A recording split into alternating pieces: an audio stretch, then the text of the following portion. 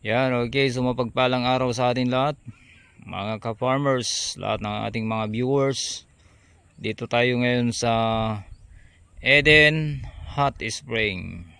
Yan. So pumasok tayo dito sa hot spring ng Eden.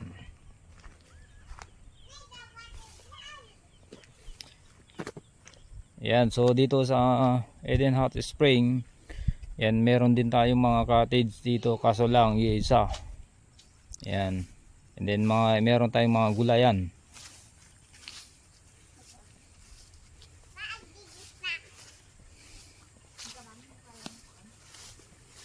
Yan.